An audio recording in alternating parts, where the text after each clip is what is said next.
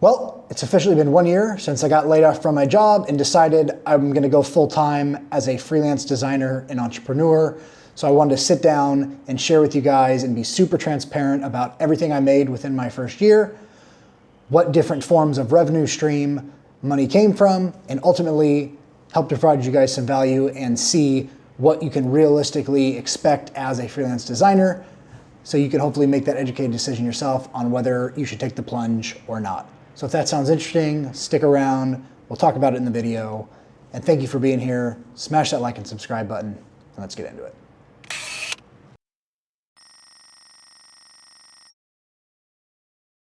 Okay, and a little bit of context before we get into the meat of this. I've been a product designer for 10 years, and I spent this year not doing any outreach, not actively seeking work, only wanting to take on projects that I found interesting or that gave me energy. I also went into this year telling myself that this is gonna be kind of my experimental year. I'm gonna try some things. I'm gonna work on the stuff that really excites me. I'm gonna make these YouTube videos. And I'm just gonna play this year and not worry so much about everything else. So the financial metrics may play a part in that, but I just want to set some context for you guys of that in case it helps. Okay, in my first year as an entrepreneur and freelance product designer, I made $108,000 and some change. I'll drop the exact number on the screen here, but that's where we landed within first year. Not bad on the surface, right?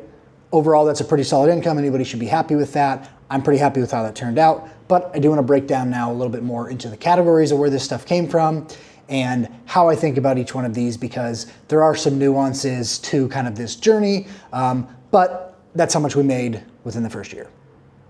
Okay, so that total income came from 4 different revenue streams, all varying in size. And so I'm gonna break down each one of those right now. The first revenue stream that I made money from was a software product that I worked on for about 2 years called Hound. And I eventually ended up shutting that company down, but towards the tail end of its life in the market, it did bring in a little bit of subscription revenue and a lifetime pass from the current customers. And so $354.99. So pretty minimal, but it did have a little bit in that total income. So next here on the list, we had a severance. So like I said in the beginning of the video, I got laid off from my job as a product designer. And with that, they gave me, I believe it was 3 weeks of severance or 4 weeks. I don't remember the exact kind of time frame, but that broke down to $11,381. And so that was significant in counting towards the total for the year. But for myself, I don't know if I so much consider that being earned in the terms of freelance or entrepreneurship. It was more of like a send-off, but I'm still including that in the yearly total because it did come into how much money technically was made within the year. The next one on the list would be my rental. So a few years ago, I purchased a rental property. It went up in value, and so I've been able to get renters in there and make a monthly income from that every single month. That brought in $30,561 over the year. That's obviously not including any sort of expenses got to subtract from it, the mortgage that goes towards it, but that did bring in total $30,564. And then the last one on here, probably what most of you guys watching the video have been waiting for, was my freelance, and that was the biggest chunk of money out of everything, and that broke down to $65,875.01. And so one of the things with freelance, I know that can be significantly higher than it was this year. I did no outreach. The only thing I was doing was creating content on LinkedIn and just networking with people. And so to make $65,000 with zero effort putting out almost on my part to get any work coming in is a big win. And that was all through referrals and word of mouth. And so I contribute that to my network that I've built up over the last 10 years.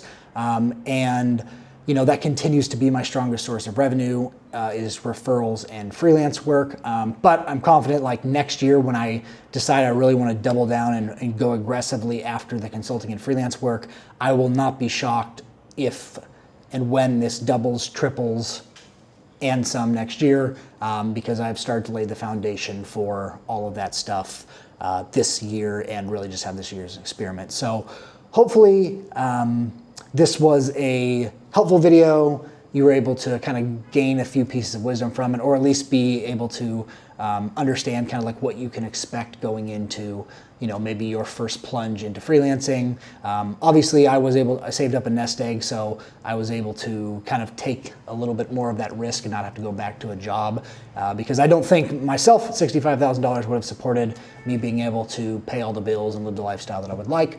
But just wanted to share with you guys, to be transparent, share the journey, and show you what a realistic freelancer made in this first year. So thank you for sticking around. Hit that like and subscribe button, and we'll see you next time. Peace.